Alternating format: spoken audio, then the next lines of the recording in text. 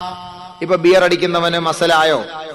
Beer അടിക്കുന്നവന് കാരണം വലം യസ്കുർ, ഇത് നബിതങ്ങൾക്കറിയാം. ഇങ്ങനത്തെ കുറെ പിള്ളാര് ഉണ്ടാകും ഒരു കാലഘട്ടങ്ങളിൽ. അവർ മസലായും ചമഞ്ഞോണ്ട് തന്നെയാണ് വരിക.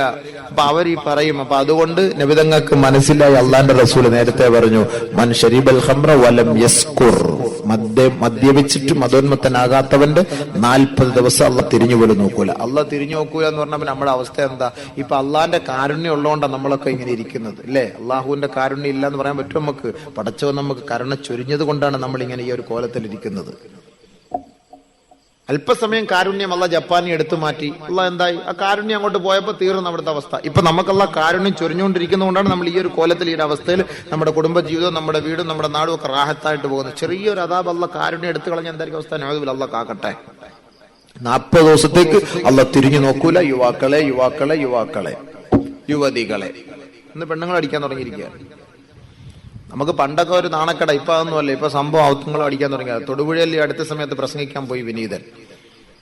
അവിടെ പ്രസംഗിക്കാൻ പോയപ്പോ അവിടെ ഫ്ലാഷ് എന്ന് പറയുന്ന സായാഹ്ന പത്രമുണ്ട്. ആ പത്രത്തിൽ വന്നതാണ് താത്താമാര് ഫുൾ കൈ ചുരിദാർ, മഫ്ത, ബ്രാൻഡി കുപ്പി വലിച്ചെറിയുന്ന ഫോട്ടോ. എന്നിങ്ങനെയാണ് അന്വേഷിച്ചപ്പോ തൊടുപുഴയിൽ എഞ്ചിനീയറിംഗ് കോളേജ് ഉണ്ട്. അവിടെ ഹോസ്റ്റലില് ഒരാള് സ്ഥിരമായിട്ട് ഈ കടയുടെ ബാക്കില് കുറെ കുപ്പി ഇങ്ങനെ കിടക്കുന്നു. ഇത് ഒരാൾ വാച്ച് ചെയ്ത് നോക്കി നിന്നു. അങ്ങനെ നിന്നപ്പോ ഹോസ്റ്റലിൽ നിന്ന് താമസിച്ച് രാവിലെ കോളേജിലേക്ക് പഠിക്കാൻ പോകുന്ന പെൺകുട്ടികൾ വന്ന് വലിച്ചെറിയാണ്. രാത്രി കുടിച്ചത് പകല് പോകുന്ന കോളേജിൽ പോകുന്ന വഴിക്ക് എടുത്ത് വലിച്ചെറിയുകയാണ്. ഇത് 2 ദിവസം അയാൾ വീക്ഷിച്ചു. 3-ാമത്തെ ദിവസം ക്യാമറയിലൂടെ ഒപ്പിയെടുത്തപ്പോ നമ്മുടെ താത്താമാര് പത്രത്തിൽ വന്നപ്പോ കണ്ണൂര് കാസർഗോഡ് നിന്നുള്ള നമ്മുടെ കാക്കാമാര് വന്നു ഇവിടെ പരിഹാരത്തിന് വേണ്ടി. അവരുടെ മക്കളായിരുന്നു. ഫോട്ടോ തെളിഞ്ഞു വന്നപ്പോ തൊടുപുഴയിൽ പോയി അന്വേഷിച്ചു നോക്ക്, വെറുതെ പറയല്ല. എന്നിട്ട് അവിടുത്തെ 2-3 സംഭവങ്ങളും മൂലമറ്റം പോലുള്ള കോളേജുകളിൽ നടക്കുന്ന മുസ്ലിം പെണ്ണുങ്ങളുടെ സംഭവങ്ങളൊക്കെ പറഞ്ഞു. ഈ വിനീതന്റെ ഹൃദയം പൊട്ടിപ്പോയി. പ്രസംഗിക്കാന്നുള്ളതല്ലാതെ നമുക്ക് എന്ത് ചെയ്യാനാ എന്റെ പൊന്നു പെങ്ങളെ? നിങ്ങളുടെ ഹൈറിന് വേണ്ട നമ്മൾ പറയുന്നത്. നമുക്കൊന്നുമില്ല. കാരണം നമ്മുടെ മക്കളെ, നമ്മുടെ പെങ്ങന്മാരെ നമ്മൾ ശ്രദ്ധിക്കുന്നുണ്ട്. ഈ കൊണ്ടുപോയി വലിയ പഠിത്തത്തിന് വേണ്ടിയിട്ട് കണ്ട ഹോസ്റ്റലിലൊക്കെ കൊണ്ടുപോയി കെട്ടിയിട്ട് നിർത്തുമ്പോൾ ഒരു സമയമാകുമ്പോഴത്തേക്ക് അവരുടെയൊക്കെ ഫോട്ടോ പലതിലും നമുക്ക് കാണാൻ പറ്റും. അള്ളാഹ് കാത്തുരക്ഷിക്കട്ടെ. ഈ അടുത്ത സമയത്ത് പത്രത്തിൽ കണ്ടോ, 2005 നടന്ന സംഭവം 2012 ആയപ്പോ സ്വന്തം ഭർത്താവ് ഇന്റർനെറ്റിലൂടെ സ്വന്തം ഭാര്യയുടെ നഗ്ന ഫോട്ടോ കണ്ടു. കേസ് കൊടുത്തിരിക്കുകയാണ്. എവിടാ? തിരുവനന്തപുരം ജില്ലയിൽ. ഇത് തിരുവനന്തപുരം ജില്ല തന്നെ. ഈ സ്ഥലത്തൊന്നും അല്ല, സ്ഥലപ്പേരൊന്നും ഞാൻ പറയുന്നില്ല. എന്തായാലും വാതിനൊക്കെ പോകുമ്പോ ഇടയ്ക്കിടയ്ക്ക് ഇത് ദിവസമൊക്കെ വിട്ടുകൊടുക്കണം, അല്ലാണ്ട് എന്ത് ചെയ്യാൻ പറ്റും? ഇതാണ് സംഭവം. ഒരുപാട് സംഭവങ്ങളുണ്ട് കോളേജിലൊക്കെ പോകുന്ന. കോളേജ് കുമാരികൾ ആരെങ്കിലും അറിയുന്നുണ്ടോ? കോളേജ് കുമാരികൾ ആരെങ്കിലും അറിയുന്നുണ്ടോ? ഈ പോകുന്ന എന്തിനാണ് ഈ തന്തമാര് ഈ പെൺകുട്ടികൾക്ക് ഈ ക്യാമറ ഉള്ള ഫോൺ വാങ്ങിച്ചു കൊടുക്കുന്നത്?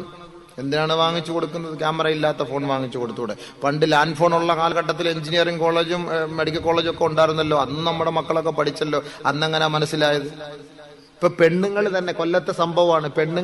പെണ്ണുങ്ങൾ താമസിക്കുന്ന, സ്ത്രീകൾ താമസിക്കുന്ന ഹോസ്റ്റലിൽ നിന്ന് പെൺകുട്ടികൾ തന്നെയാണ് ഫോട്ടോ എടുത്തു കൊടുത്തു വിടുന്നത്. ഈ അടുത്ത സമയത്ത് കൊല്ലത്തൊരു കോളേജിൽ പിടിച്ചു, സ്വകാര്യ കോളേജിൽ. ഈ അടുത്ത സമയത്ത് നിങ്ങൾ പത്രത്തിലൊക്കെ വായിച്ചു കാണും, ഞാനിതൊന്നും പറയേണ്ട കാര്യമില്ല.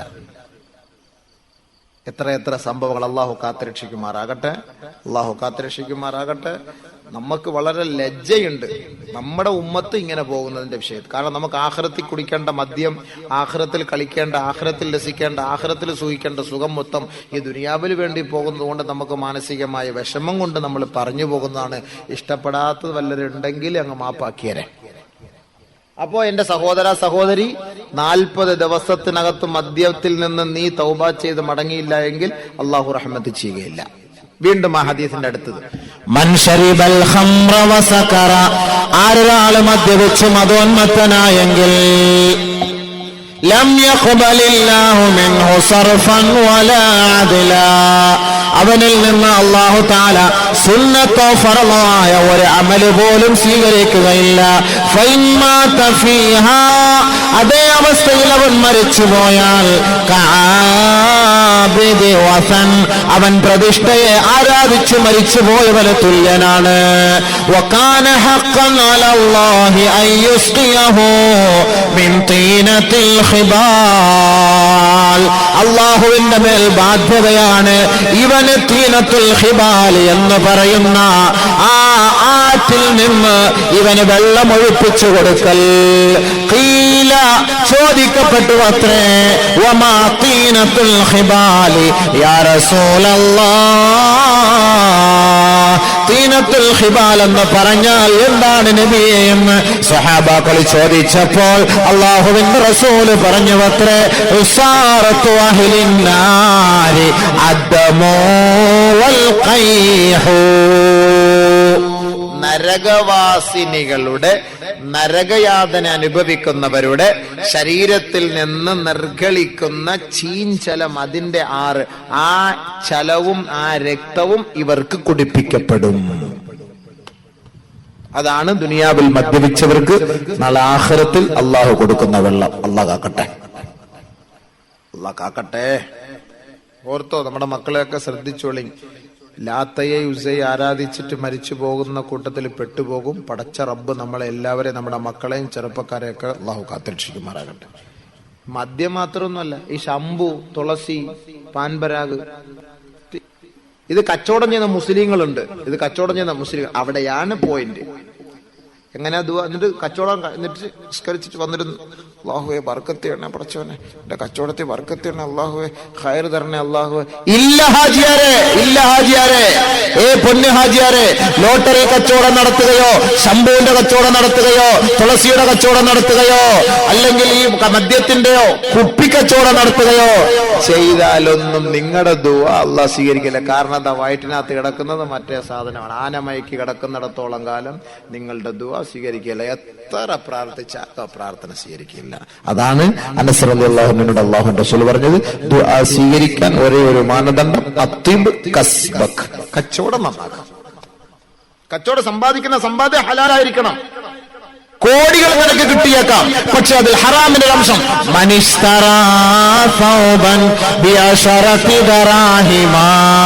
ഒരാള് 10 ദിർഹം കൊണ്ട് ഒരു വസ്ത്രം വാങ്ങി എന്നിരിക്കട്ടെ, പക്ഷെ ആ 10 ദിർഹം കൊണ്ട് വാങ്ങിയ ആ വസ്ത്രത്തിൽ ഒരു ദിർഹം ഹറാമിന്റെ ദിർഹം ഉണ്ടെങ്കിൽ ആ വസ്ത്രം ഹറാമാണ്. ആ വസ്ത്രം ധരിച്ചുകൊണ്ട് ദുആ ചെയ്താൽ ആ ദുആ സ്വീകരിക്കുകയില്ല. ആ വസ്ത്രം ആർക്ക് കൊടുക്കുന്നുവോ, ആര് ധരിക്കുന്നുവോ, നിനക്ക് വേണ്ടി ആരാ വസ്ത്രം ധരിച്ചുകൊണ്ട് നിന്റെ സ്വന്തം പൊന്നു മക്കളാണെങ്കിൽ പോലും ദുആ ചെയ്താൽ ആ ദുആ സ്വീകരിക്കുകയില്ല. അതുകൊണ്ട് ഓർത്തുകൊള്ളുക സഹോദരങ്ങളെ, നമ്മുടെ ഇബാദത്തുകളും ദുആയും സ്വീകരിക്കാനുള്ള ഒരേ ഒരു കാരണം അതിബ് കസ്ബക്, നിന്റെ കച്ചവടത്തെ നീ നന്നാക്കിക്കൊള്ളുക. തുജബ് ദഅവതുക്, ഓട്ടോമാറ്റിക്കായി നിന്റെ ദുആ അല്ലാഹു സ്വീകരിക്കുമത്രേ. ഒരു വിഷമവും വേണ്ട, ഓട്ടോമാറ്റിക്കായിട്ട് അല്ലാഹ് സ്വീകരിക്കും. അതല്ലാതെ ശംഭു കച്ചവടം ചെയ്തിട്ട് വന്ന് ദുആ ചെയ്താലോ നിസ്കരിച്ചാലോ സ്വീകരിക്കില്ല. വേസ്റ്റ്, വെറുതെ നിസ്കരിക്കാന്നുള്ളതല്ലാതെ വെറുതെ. എത്ര മുസ്ലിങ്ങളുടെ കടയിലുണ്ട്, പറഞ്ഞു കൊടുക്കും നമ്മൾ. പിന്നെ ഇതൊന്നും കച്ചവടം ചെയ്താൽ നമുക്ക് ഇവിടെ ജീവിക്കത്തില്ല. ജീവിച്ചോ, പക്ഷെ ഇവിടെ ജീവിക്കോ, അവിടെ ജീവിക്കാൻ പറ്റൂല. ഈ പറയുന്ന തെറ്റാ. ജീവിക്കാൻ പറ്റൂല എന്ന് പറയുന്നത്, ഇവിടെ ജീവിക്കാൻ പറ്റൂല എന്നല്ല, അവിടെ ജീവിക്കാൻ പറ്റൂല. അത് അവന്റെ വായി കൊണ്ട് തന്നെ അള്ളാഹ് പറയുകയാണ്. എത്രയോ ഹലാലായ കച്ചവടങ്ങളുണ്ട്. ചെറിയ നിസ്സാരമായ ഗ്യാസ് കിട്ടണം. ഇത് 2 രൂപ കിട്ടും, 50 പൈസ കിട്ടും, 1.5 രൂപ കിട്ടും. ഇതിനകത്ത് എന്തിനു ഇത് ചെയ്യാൻ പോണത്? എന്നിട്ട് ദുആയോടെ ഉസ്താദ് ദുആ ചെയ്യണം, ഉസ്താദ് ദുആ ചെയ്യണം, മോൾ ആശുപത്രി കിടക്കുക ഉസ്താദ് ദുആ ചെയ്യണം ഉസ്താദ്. നമ്മളിരുന്ന് ദുആ ചെയ്യും, അസുഖം മാറുന്നില്ല. എന്താ കാരണം? അവിടെ പ്രശ്നമാണ്. അതുകൊണ്ടാണ് നമ്മുടെ ദുആ പെട്ടെന്ന് അങ്ങോട്ട് കബൂലാകാത്തത്. അതല്ലാതെ ആര് ദുആ ചെയ്താലും ആ ദുആ അല്ലാഹ് സ്വീകരിക്കും. ഉസ്താദ് ചെയ്താലും ശരി, നാട്ടുകാരൻ ചെയ്താലും ശരി, ഉമ്മുമ്മ ചെയ്താലും ശരി, ഉപ്പുപ്പ ചെയ്താലും ശരി, ചെറുപ്പക്കാരൻ ചെയ്താലും ശരി, ചെറുപ്പക്കാർ ചെയ്താലും ശരി, കച്ചവടക്കാരൻ ചെയ്താലും ശരി, തൊഴിലാളി ചെയ്താലും, ചുമട്ട് തൊഴിലാളി ചെയ്താലും, തെങ്ങ് കയറുന്നവൻ ചെയ്താലും, ഓട വൃത്തിയാക്കുന്നവൻ ചെയ്താലും, ആര് ദുആ ചെയ്താലും ആ ദുആ സ്വീകരിക്കും. നമ്മുടെ ധാരണയാണ് ഉസ്താദന്മാര് ദുആ ചെയ്താലേ സ്വീകരിക്കുള്ളൂ, വേറെ ആരും ദുആ ചെയ്താൽ സ്വീകരിക്കൂല. നമ്മുടെ ധാരണയാണ് ആര് ദുആ ചെയ്താലും ആ ദുആ സ്വീകരിക്കും. പക്ഷെ സ്വീകരിക്കാതെ വന്നാൽ ഒന്ന് മനസ്സിലാക്കണം, എന്തോ സംതിങ് പ്രോബ്ലം. വീട്ടിലെ പെണ്ണുങ്ങൾ ദുആ ചെയ്ത് സ്വീകരിക്കുന്നില്ല. എന്താ കാരണം? എല്ലാം പണയം വെച്ചേക്കെ, ബാങ്കിൽ കൊണ്ടുപോയി പണയം വെച്ചേക്കല്ലേ. ഉസ്താദ് പലിശ ഞങ്ങൾ വാങ്ങിക്കുന്നില്ലല്ലോ, അത് അങ്ങോട്ട് കൊടുക്കുന്നില്ലേ മോളെ, അത് കുഴപ്പമാണോ? അതല്ലേ കുഴപ്പമുള്ളൂ. ഈ അങ്ങോട്ട് കൊടുക്കുന്നതും കുഴപ്പമാണ്. നമ്മൾ ധരിക്കുന്നത് എന്താ, ഈ പണയം വെക്കുന്നത് കുഴപ്പമില്ല എന്നാണ്. അവിടെയാ പ്രശ്നം. പോയി അവിടെ നീ ഈമാൻ നഷ്ടപ്പെടുകയാണല്ലോ. ലഅനല്ലാഹു ആകിലർ റിബാ വമൂകിലഹു വകാതിബഹു വശാഹിദഹു ഖാല ثم قال هم سواء ഔ കമാ ഖാല അലൈഹിസ്സലാം. അല്ലാഹു പലിശയെ നിരോധിച്ചു. ആകിലഹു ഐ ആഖിദഹു, അത് വാങ്ങുന്നവൻ, വമൂകിലഹു ഐ മുഅ്തിഹി, കൊടുക്കുന്നവർ. കൊടുക്കുന്നവരെയും ശപിച്ചു. ആരാ കൊടുക്കുന്നത്? സുബൈ നമസ്കാരം കഴിഞ്ഞിട്ട് താത്ത 10 മണിക്ക് പർദ ഇട്ടുകൊണ്ട് തന്നെ മോതിരം കൊണ്ട് ബാങ്കിൽ വെച്ചിട്ട് നേരെ സേറ്റി ഹോസ്പിറ്റലിലേക്ക് മോളെയും കൊണ്ടുപോയി 2000 രൂപയ്ക്ക് പണയപ്പെടുത്തിയിട്ട് കൊണ്ടുപോയി. എന്റെ പൊന്നു പെങ്ങള്, നീ ആ മോതിരം തിരിച്ചെടുക്കുമ്പോ 2200, 2100, 2001 രൂപയോ ആ ബാങ്കിൽ കൊടുത്താൽ എന്റെ പൊന്നു പെങ്ങളെ, നീ ചെയ്തത് ഹറാം, ഹറാം, ഹറാം. എങ്ങനെ ദുആ ചെയ്താലാണ് നിന്റെ ദുആ അല്ലാഹു സ്വീകരിക്കുക? രക്ഷയില്ല. പോയി ചുമ്മാ ദുആ. പാവം താത്ത തഹജ്ജുദൊക്കെ എഴുന്നേറ്റ് നിന്ന് നിസ്കരിക്കും. പക്ഷേ ഇക്കായ്ക്ക് ഗൾഫിൽ ഇക്കാമ കിട്ടിയിട്ടില്ല.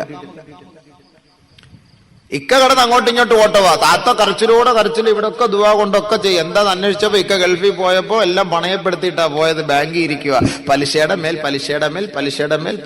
കയറിക്കൊണ്ടിരിക്കുക. എങ്ങനെ ദുആ സ്വീകരിക്കും? പലിശ കൊടുക്കല്ലേ. അങ്ങോട്ട് ഒരു കൂസലും ഇല്ലാതെ പണയം വെക്കാൻ പോണത്. ഒരു കൂസലും ഇല്ല പണയം വെക്കാൻ പോവാ.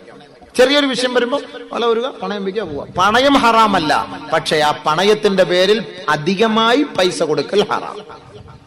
പണയം ഹറാമല്ല. നിങ്ങൾക്ക് ഈ പണം ഇസ്ലാമിക് ബാങ്കിലോ അല്ലെങ്കിൽ മുസ്ലിം സംഘടനകളോ ആരെങ്കിലും ഒക്കെ ഒരു വള കൊണ്ടുവച്ചിട്ട് 2000, 3000, 10000 രൂപ മേടിച്ചോ. പക്ഷെ തിരിച്ചു കൊടുക്കുമ്പോഴും കറക്റ്റ് 10000 തന്നെ കൊടുക്കണം. 10001 കൊടുക്കാൻ പാടില്ല. കൊടുത്താ പോയി. ഇനി ഒരാൾക്ക് ഇഷ്ടപ്പെട്ട് കൊടുക്കാം. ഒരാളെ സഹായിച്ചു, അവൻ ആഗ്രഹിക്കുന്നില്ല എനിക്ക് 10001 വേണം അല്ലെങ്കിൽ 10500 വേണം. ഇല്ല, അത് ആഗ്രഹിക്കാതെ ഒരാള്, പടച്ചവനെ എന്റെ വിഷമഘട്ടത്തിൽ എന്നെ സഹായിച്ചവനാണല്ലോ, അൽഹംദുലില്ലാഹ്, ഒരു 500 അവന് ഹദിയ എന്റെ വകയായിട്ട് ഞാൻ കൊടുക്കുന്നു. അത് ജായിസാണ്. നബി സല്ലല്ലാഹു അലൈഹി വസല്ലം തങ്ങൾ അത് ചെയ്തിട്ടുണ്ട്. ഇന്നല്ലാഹ യുഹിബ്ബു സംഹൽ ബൈഇ വസംഹൽ ശിറാഇ വസംഹൽ ഖളാ. അല്ലാഹു സുബ്ഹാനഹു വ തആല കച്ചവടം ചെയ്യുമ്പോഴും കൊടുക്കുമ്പോഴും വാങ്ങുമ്പോഴും കടമിടപാടുകൾ പൂർത്തിയാക്കുമ്പോഴും അല്പം മാന്യത പുലർത്തിക്കൊണ്ട് അധികം കൊടുക്കുന്നതിന് അല്ലാഹുക്ക് ഇഷ്ടമാണെന്ന് നബിയുനാ റസൂലുള്ളാഹി സല്ലല്ലാഹു അലൈഹി വസല്ലം. ഒരാൾ കടം തന്നു. ഒരു പാവപ്പെട്ട ഒരു സഹോദരൻ ആ കച്ചവടത്തിന് വേണ്ടി വെച്ചിരുന്ന നമ്മുടെ ഒരു ആവശ്യം പറഞ്ഞപ്പോ അയാൾ എന്ത് ചെയ്ത് എടുത്തു തന്നു. ഒരു 50000 രൂപ തന്നു. നമ്മുടെ ആവശ്യം എല്ലാം കഴിഞ്ഞു, അൽഹംദുലില്ലാഹ്, പണം വന്നു, ഇക്കാടെ പൈസ ഗൾഫിൽ നിന്ന് വന്നു, നമ്മൾ തിരിച്ചു കൊടുത്തു. പക്ഷെ അത്രയും സമയം ആള് കച്ചവടം ചെയ്ത് കാശ് ഉണ്ടാക്കിയേനെ, ഒരു 12000 രൂപ ഉണ്ടാക്കിയേനെ. പക്ഷെ അത് ഉണ്ടാക്കാൻ നമുക്ക് തന്നു. ഒരു മാന്യത എന്ന നിലയിൽ ഒരു 500 രൂപയും കൂടെ അധികത്തിൽ ഇക്ക, ഇത് ഒന്നുമല്ല മറ്റൊന്നും കരുതി ചെയ്ത് അദ്ദേഹം ആഗ്രഹിക്കുന്നില്ല. ഒരു മാന്യത എന്ന നിലയിൽ നിനക്കങ്ങനെ ചെയ്യൽ അത് അനുവദനീയമാണ്. നബി സല്ലല്ലാഹു അലൈഹി വസല്ലം തങ്ങൾ പറഞ്ഞ ഹദീസാണ്. സാധനം വാങ്ങാൻ കടയിൽ പോയി, സാധനം വാങ്ങി 1 മീറ്റർ തുണി കറക്റ്റ് ഇവിടെ വരച്ചു വെച്ചിട്ടുണ്ട് ഡെസ്കിന്റെ പുറത്ത്. അത് കറക്റ്റ് നോക്കി അളന്നേ തരുള്ളൂ. ഒരല്പം ഒരു ഇച്ചിരി കൂടെ മുന്നോട്ട്, അത് മോലാളി വഴക്ക് പറയും. ഒരു കടയിൽ കയറി കാപ്പി കുടിച്ച് 101 രൂപ ആയി. 1 രൂപ കുറയ്ക്കാൻ തയ്യാറായില്ല. ചില്ലറയില്ലായിരുന്നു. 200 രൂപ കൊടുത്ത് 99 രൂപ തിരിച്ചു തന്നു. എന്റെ പടച്ചവന്, കറക്റ്റ് അങ്ങനെയാണ്. അത് മോലാളി ശരിയാണ്. അത് നബി സല്ലല്ലാഹു അലൈഹി വസല്ലം പറഞ്ഞു, വാങ്ങുമ്പോഴും കൊടുക്കുമ്പോഴും അതിൽ ഇത്തിരി മാന്യത കാണിക്ക്, ഇത്തിരി ഉദാരത കാണിക്ക്, അല്പം കൂടെ അധികത്തിൽ കൊടു. ഇത് അല്ലാഹുക്ക് ഇഷ്ടമാണ്. അത് വേറെ. പക്ഷെ ഒരാൾ ആഗ്രഹിക്കാൻ പാടില്ല. ഇപ്പൊ ചില ഇസ്ലാമിക് ബാങ്ക് ഞങ്ങളിവിടെ പൈസ കടം കൊടുക്കുന്നുണ്ടെന്നൊക്കെ പറഞ്ഞ് ബോർഡൊക്കെ വെച്ചിട്ട് ആളുകൾ വന്ന് പൈസ കടം വാങ്ങിക്കൊണ്ടു പോകും. തിരിച്ചു വരുമ്പം അവരടുത്ത് പറയും, പിന്നെ നമ്മള് ഈ ബാങ്ക് കൊണ്ടുള്ള ഉദ്ദേശമേ സാധു പെൺകുട്ടികളെയൊക്കെ കെട്ടിച്ചൊക്കെ വിടും, പിന്നെ അതുപോലെ എന്തെങ്കിലുമൊക്കെ, പിന്നെ നമ്മളൊക്കെ നിങ്ങളെ പോലൊക്കെ സഹായിക്കും. പക്ഷെ ഞങ്ങളൊന്നും ചോദിക്കുന്നില്ല, നിങ്ങൾക്ക് എന്ത് ചെയ്യാം, എന്തെങ്കിലുമൊക്കെ വേണമെങ്കിൽ ഇതിനു വേണ്ടി ചെയ്യാം, പിന്നെ ചെയ്യാതെ ഇരിക്കാം, അത് നിങ്ങളുടെ ഇഷ്ടം എന്ന് പറയാൻ പാടില്ല. ചിലർ അങ്ങനെ പറയും. അപ്പൊ അങ്ങനെ പറയുമ്പോ ഇവർക്കൊരു എന്തായാലും കാക്ക പറഞ്ഞില്ല, ഇനി നാളെയും കൊണ്ട് വള കൊണ്ട് വെക്കാനുള്ളതല്ലേ എന്ന് പറഞ്ഞൊരു 10, 50, 100 രൂപ കൊടുക്കും. അത് തെറ്റ്. ആരും ചോദിക്കുകയോ ആഗ്രഹിക്കുകയോ ചെയ്യാതെ ഒരാൾക്ക് നമ്മൾ കൊടുക്കുന്നുവെങ്കിൽ അത് ജായിസ്, അത് അനുവദനീയം. അതല്ല എങ്കിൽ അത് അനുവദനീയമല്ല. അതല്പം അങ്ങോട്ട് ചെയ്യലൊരു രസമാണ്, ഒരു റാഹത്ത്. നബിതങ്ങൾ അങ്ങനെ ചെയ്തിരുന്നു. അള്ളാഹു അതിന് തൗഫീക്ക് നൽകുമാറാകട്ടെ.